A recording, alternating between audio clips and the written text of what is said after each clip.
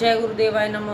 जय राधे श्याम की। आज हम आपको सुख सागर से 9वें स्कंद का 20वां अध्याय सुनाएंगे। राजा दृष्टांत की कथा। श्री सुखदेव जी बोले, हे राजा परीक्षित, अब मैं तुम्हें उन महाराज पुरु की वंशावली सुनाता हूँ कि जिनकी कृपा से सब जातियों में श्रेष्ठ ब्राह्मण जाति की उत्पत्ति हुई और जिस वंश में आप जैसे श्रेष्ठ क्षत्रिय राजा उत्पन्न हुए हैं।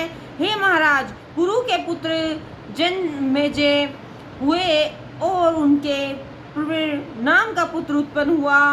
फिर प्रवर ने नवस्यु के चरुपद के सुधु के बहुगव के संपत्ति के अहमति और अहमति के रौद्रिश नाम का पुत्र उत्पन्न हुआ। फिर उसका संबंध चित्रादृश नामक अप्सरा से हुआ कि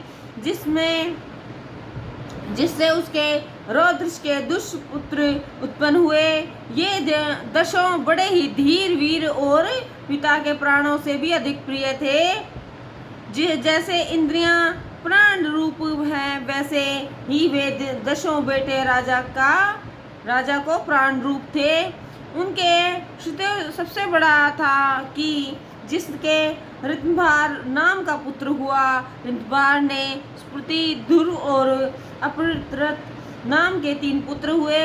इनमें 2 का वंश चला, स्मृति और अपृत्रत ने कर्ण ऋषि हुए। फिर सुप्रति से रम्य नामक बेटा प्राप्त हुआ, जिसने राजा दुष्यंत को उत्पन्न किया।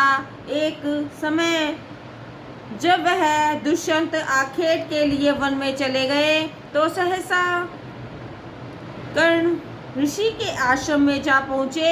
उन्होंने एक परम सुंदरी, मन को मोहित करने वाली शकुंतला नामक स्त्री को देखा। उसे देखते ही राजा का मन उसके वश में न रहा और उसके रूप, सौंदर्य और विमुग्ध हो ऐसे कामातुर हो गए कि जिसके निकट जाकर बोले, हे कमल की इसी नेत्र वाली सुंदरी, तुम किसकी कन्या हो? इस गहन वन में वास करने का तुम्हारा क्या प्रयोजन है? मेरे देखने से तो तुम कोई राजकन्या सी मालूम पड़ती हो। देखो, बोलो, तुम्हारी क्या इच्छा है? तुम क्या चाहती हो? शकुंतला ने कहा, राजन, मैं विश्वामित्र की कन्या मेनका अप्सरा के पेट से उत्पन्न हुई। मेरी माता मुझे उत्पन्न कर यही ऋषि के पास छोड़कर स्वर्ग को चली गई। तब से मैं यहाँ ऋषि के आश्रम में रहकर पली हूँ। मेरे जन्म का सब विस्तृत वृत्तांत कण्व ऋषि भली भांति जानते हैं। मैं भी उनसे सुनकर आपसे जितना कहती हूँ इतना ही जानती हूँ। परंतु हे राजन, अब आप बतलाइए कि यहाँ मैं आपकी क्या सेवा करूँ। आप यहाँ बैठिए। यह आश्रम आप ही का है और यहाँ जो भी सेवा, सत्कार और सामग्री प्राप्त हो उसे अपनी ही समझकर स्वीकार कीजिए। जितने दिन तक आप चाहे यहाँ विश्राम करें।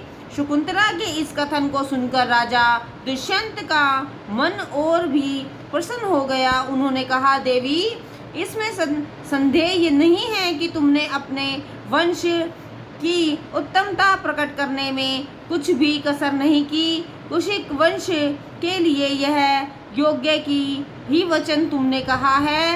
राजा कुशध्वज ने के वंशजों का कहना ही क्या है। एक से एक धीर वीर और वीरांगनाएं हो गई हैं। इतिहास साक्षी है कि इस वंश की राजकन्याएं अपने योग्य पति को स्वयं ही ढूंढ लेती हैं। शकुंतला ने यह कहा, ठीक है, आपने यह सत्य ही कहा है। मैं आपके इस बात का समर्थन करती हूँ। आइए, मैं भी आपको अपना पति वर्ण करती हूँ। आज से आप मेरे स्वामी, प्राणनाथ और भारता हैं।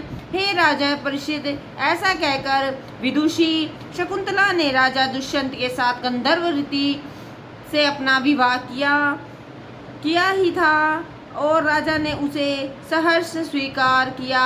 उस समय की देश प्रथा ऐसी ही थी। निदान दशा दुष्यंत के वैसा स्वीकार करने में कुछ भी विलंब और सोच विचार नहीं हुआ। यह उन्होंने उचित ही किया। पश्चात उन्होंने उस वंशावसिनी शकुंतला में, जिसे उन्होंने कुछ ही क्षण पूर्व अपनी सहधर्मिणी स्वीकार किया था, अपना वीर्य स्थापन किया और दूसरे दिन प्रातःकाल ही वहां से उठकर अपने नगर को चले गए। 9 महीने के पश्चात शकुंतला ने एक पुत्र प्रसव किया, जिसका नाम भरत पड़ा। इसका जात संस्कार स्वयं कण्व ऋषि ने किया था और वह भरत नाम का पुत्र इतना बली था कि अपने बाल्यकाल से ही शेर को पकड़कर उसके साथ खेलता रहता था। महर्षि कण्व और माता शकुंतला उसके बल पौरुष को देखकर बारंबार मगन होती रहती थी। जब बालक कुछ बड़ा हुआ तब उसे साथ लिए हुए शकुंतला राजा दुष्यंत के घर गई। दुष्यंत को लोकापवाद का भय हुआ। उन्होंने शकुंतला को अपनी पत्नी बनाने से इनकार कर दिया। शकुंतला के शोक का अंत न रहा। उसने राजा से बहुत प्रार्थना की। कण्व ऋषि के चेलों ने भी जाकर समझाया, परंतु राजा किसी प्रकार भी उस निर्दोष स्त्री का ग्रहण करना स्वीकार न किया। तब अन्याय हो रहा है ऐसा देखकर देवताओं ने खलबली मच गई। उन्होंने देवताओं ने यह आकाशवाणी सुनाई कि हे दुष्यंत, तुम यह क्या कर रहे हो? जिसे तुमने एक बार अपनी स्त्री बनाया, उसमें गर्भ स्थापित किया, उसे अब अस्वीकार क्यों कर रहे हो? यह बालक तुम्हारा है। माता तो एक आधार मात्र है, जैसे चमड़े की धोकनी एक आधार है, वैसे ही माता बालक का एक आधार मात्र है। इसलिए हे दुष्यंत, यह पुत्र तेरा है, तू इसका पालन कर और शकुंतला का अनादर न कर। वीर्य के द्वारा कुल को बढ़ाने वाला बेटा नरक से पिता को निकालता है। फिर जो शकुंतला ने कहा कि इस गर्भ का स्थापन करने वाला तू ही है, वह सत्य ही है। हे परीक्षित, जब देवताओं ने ऐसी आकाशवाणी सुनाई तो उसे सुनकर दुष्यंत ने दोनों माँ बेटों को स्वीकार किया।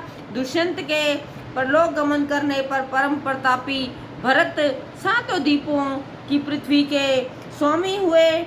भरत भगवान के अंश से उत्पन्न हुए थे।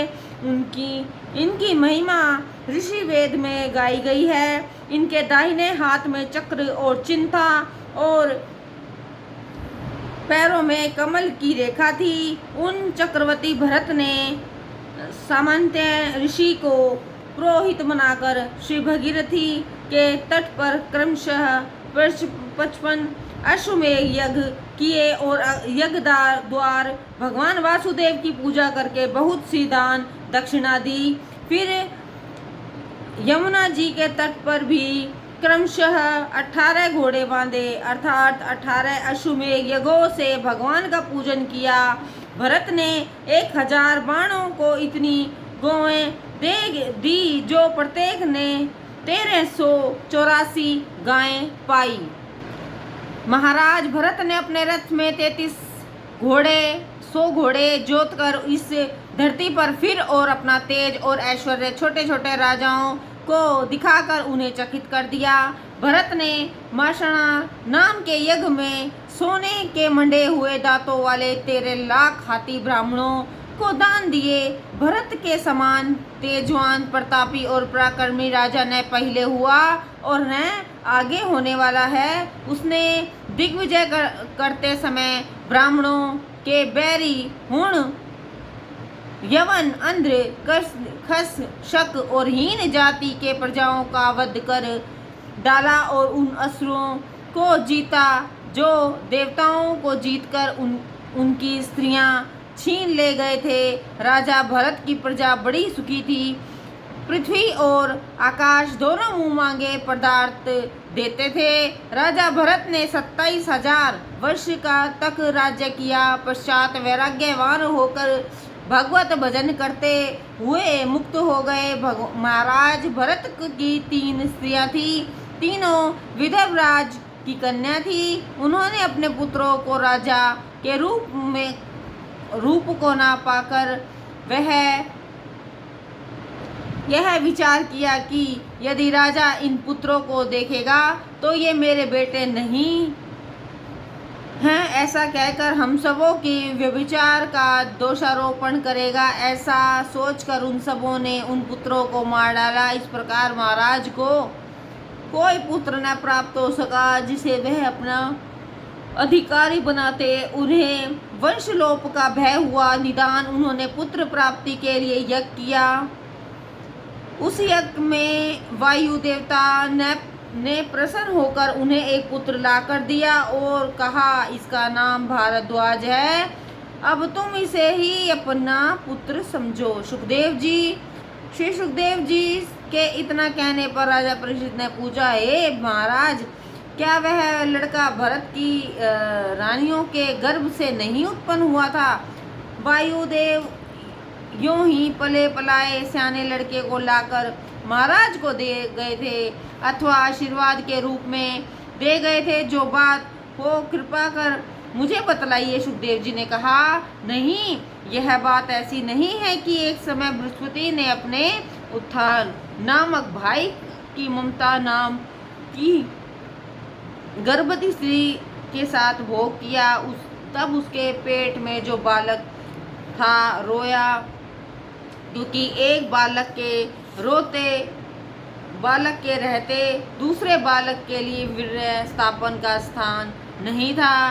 गर्भस्थ बालक को तकलीफ हो रही थी। उसका रोना बृहस्पति को अच्छा न लगा। उन्होंने उसे अंधा होने का शाप दे दिया और अपना वीर्य छोड़ दिया। गर्भस्थ बालक ने दुखित होकर लात मारकर उनके वीर्य को बाहर कर दिया। बृहस्पति का वीर्य बालक रूप में पृथ्वी पर आ गिरा। ममता ने उसे हटा दिया। बृहस्पति ने कहा, क्यों, यह तेरा बालक है, इसका पालन कर। और जो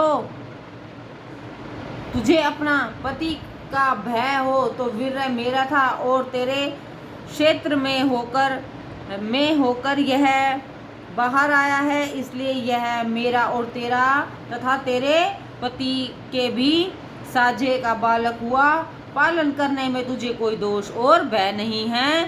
परंतु ममता ने उसे नहीं स्वीकार किया और उसे नवजात शिशु को वहीं छोड़कर चली गई। बृहस्पति भी क्या करते, बिना माता के बच्चे का पालन करना उनके लिए कठिन ही था।